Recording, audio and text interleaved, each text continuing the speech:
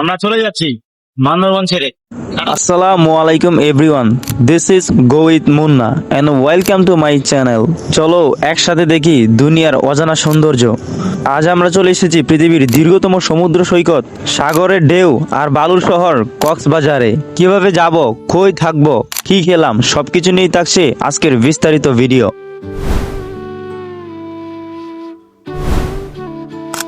আগের ভিডিওতে আমরা বান্দরবন থেকে ছিলাম, বান্দরবনে একটি ভিডিও ছিল। বান্দরবনের মিরিঞ্জা ভ্যালি থেকে চকরিয়া আসি। আমরা আসার পর দেন আমরা কক্সবাজারের বাসে করে চলে আসি কক্সবাজার। চকরিয়া দাঁড়ালে আপনি পেয়ে যাবেন কক্সবাজারের অসংখ্য বাস। সো আমরা একটি এসি বাসে 100 টাকা করে চকরিয়া থেকে কক্সবাজার চলে এসেছি। দেন এটা হচ্ছে ডলফিন মোড়। এই জায়গাটা দেখলে আপনি কক্সবাজারের ফিল অনুভব করতে পারবেন। সো সো আমরা এখন রিক্সা করে হোটেলে যাচ্ছি থাকার জন্য। দেন আমরা কিছুক্ষণ রেস্ট নেওয়ার পর আমাদের রুম ঠিক করে আমরা চলে এসেছি সেই দীর্ঘতম সমুদ্র সৈকতে। আমাদের খুবই ভালো লাগতেছে। আমি দ্বিতীয়বারের মতো এসেছি কক্সবাজারে অ্যান্ড বন্ধুদের সাথে ঘোরা মানে অসংখ্য স্মৃতি। খুবই ভালো লাগতেছিল আমাদের কক্সবাজারে এসে। তো আমরা এসেছিলাম, বৃষ্টি ছিল, দেন ওয়েদারটা একটু ড্যামেজ ছিল, বাট প্রবলেম নেই, বন্ধুরা যেখানে আছে সেখানে ড্যামেজ থাকার কোনো প্রশ্নই আসে না। আমাদের মন সবসময় চাঙ্গা ছিল। আর এটা হচ্ছে সুগন্ধা বিচ। সো আমরা সবাই মিলে খুব এনজয় করলাম।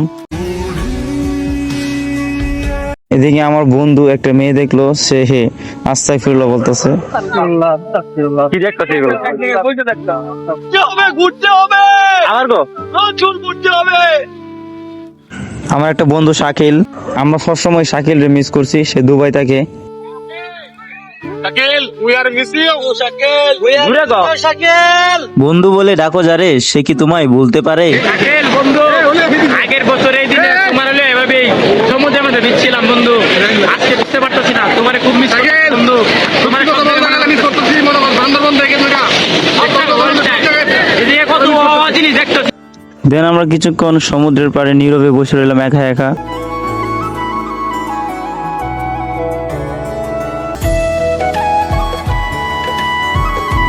সো আমার বন্ধু এদিকে ওলি, তো আমরা তাকে জল পাড়া বানাবো।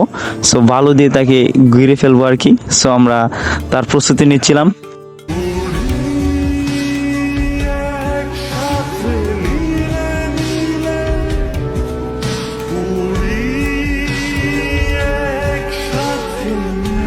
ভাইরে ভাই, কি জিনিস বানাইলাম, এটা দেখে আমার বন্ধু মেহেদি বলিরে দিল, আই সর্বনাশ, কি করলো এটা। এক কথায় ভাই অসাধারণ মুহূর্ত। আমরা 5 জনে ছিলাম, খুবই ফ্রেন্ডলি। সো আপনারা বন্ধুরা চাইলেই ঘুরে আসতে পারেন। বন্ধুরা কখনো যদি বলে ঘুরের জন্য, কখনোই না করবেন না, কারণ হয়তো এক সময় বন্ধুরা থাকবে না। সময় থাকতে ভ্রমণে বেরিয়ে পড়ুন এবং লাইফটা এনজয় করুন। বাংলাদেশে যে কত সৌন্দর্য জায়গা আছে এগুলো দেখেন অ্যান্ড বন্ধুদের সাথে সময় কাটান ভাই। অ্যান্ড ফাইনালি একটা কথাই বলবো, যদি টাকা না থাকে তাও ঘুরতে বেরিয়ে পড়ুন, টাকা কোনোভাবে ম্যানেজ হয়ে যাবে। সো আপনাদের ঘোরার মন মানসিকতা থাকতে হবে। কম ইনকাম করলেও আমার ঘোরার প্রতি খুবই আকৃষ্ট আমি। বন্ধু তুমি কক্সবাজারে কি দেখতেছো? মাথা নষ্ট। কি দেখো? কি দেখো রে? কাপল কাপল। আর কি দেখো? বিশেষ করে এরকম ক্লোজ ফ্রেন্ডদের সাথে ঘুরলে আলাদা একটা শান্তি অনুভব হয়।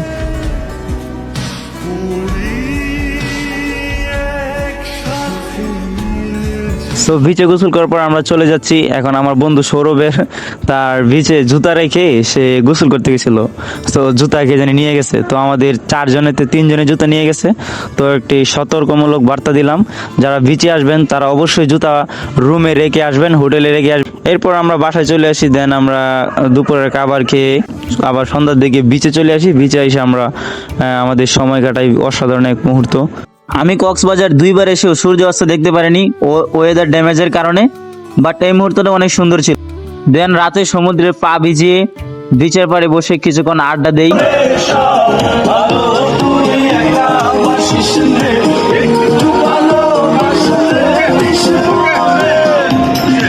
এরপর রাতে আমরা সবাই কিছু কেনাকাটা করি বাড়ির জন্য।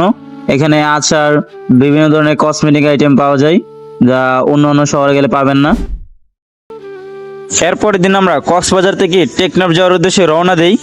এক পাশে সমুদ্রের নীল জলরাশি, অন্য পাশে সবুজে ঘেরা পাহাড়।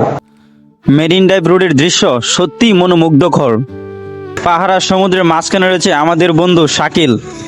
সে আমাদের সাথে সশরীরে না থাকলেও অনুভবীটিকে আমাদের সাথে সবসময় রয়েছে। তো বৃষ্টি থাকার কারণে আমরা ট্রেকটা খুব বেশি ঘুরতে পারিনি। ফাইনালি আমরা চলে এসেছি টেকনাফ।